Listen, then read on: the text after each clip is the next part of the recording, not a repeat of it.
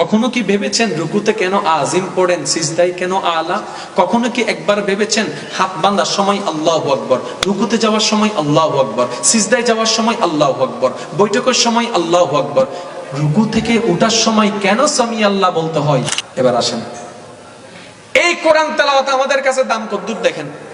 হুজুর যখন আয়াত একটু বড় ধরে, পিছনে যারা আছে এটারা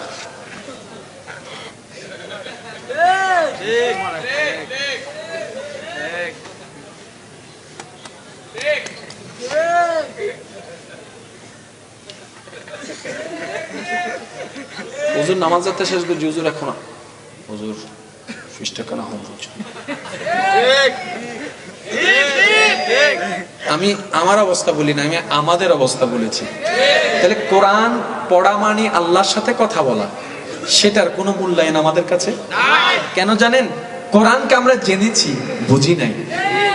এবার আসেন যুব সমাজ ভাইরা, নবী রাহমাতুল্লিল আলামিন বলছেন, হে আমার উম্মত, তোমরা যখন নামাজে সিজদায় যাও, তোমাদের কপালটা জমিনে লাগে না, রবের দরবারে গিয়ে লাগে। আচ্ছা, আপনার বিবেকে বলেন তো, এর চেয়ে দামি আর কোন জায়গা হতে পারে? এর চেয়ে দামি কোন মর্যাদা হতে পারে? কিন্তু আফসোস আমাদের জন্য, সেই দামি সিজদার মধ্যে যখন ইমাম যায়, তিন তাসবিহকে যখন একটু লম্বা সময় নিয়ে প্রেম নিয়ে পড়ে, পিছন থেকে মিস কল আসে,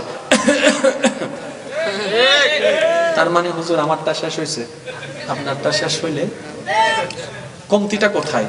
শ্রদ্ধার সাথে বলছি, শেষ আলোচনা, নামাজ, কোরআন, ইসলাম জানার দরকার আর নাই, যথেষ্ট জেনেছে, এবার বোঝার দরকার আছে। আরেকটু জোরে বলেন, কিসের দরকার? আমার যুবক ভাইরা আমার কথার সাথে একমত হন কিনা আপনারা দেখেন। প্রথম হচ্ছে জানা, তারপর হচ্ছে বুঝা, তারপর হচ্ছে করা। সিরিয়াল কি ঠিক আছে নাকি ভুল হয়েছে? যদি বলি জানা আর করা, বেজাল আছে? বেজাল? জোরে বলেন না বেজাল। লবণের কাজ কি? জানা আছে। চিনির কাজ কি? জানা আছে। মশলার কাজ কি? জানা আছে। রাঁধুনির কাজ কি? জানা আছে। গরম পানির কাজ কি? জানা আছে। তো জানা থাকলে একটা কাজ করেন না, মাঝে মধ্যে যে দেশ বহুকল হতে গোসা করে জামাইরে, তুই রাঁধো বই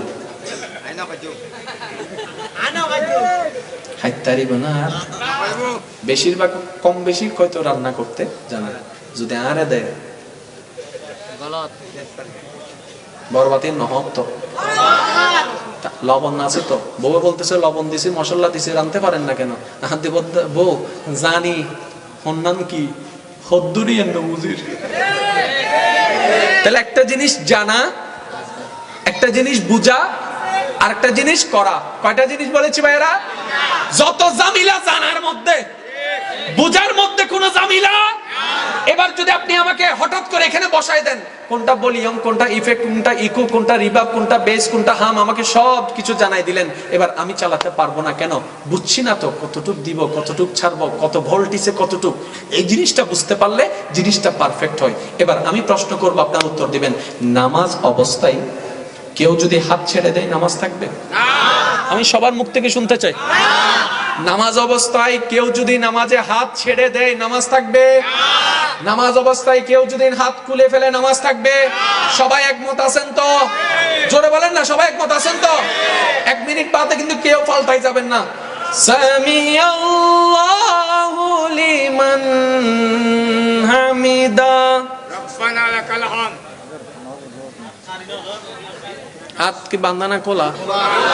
এবার নামাজি ভাইয়ের কাছে আমি একটু শ্রদ্ধার সাথে, একদম শ্রদ্ধার সাথে প্রশ্ন রাখতে চাই। ভাইয়া, আপনি না একটু আগে বললেন হাত করলে নামাজ থাকে না, তো সামি আল্লাহ হইকুলি ফেলে ওদের তো ভাবি নামাজ হয়।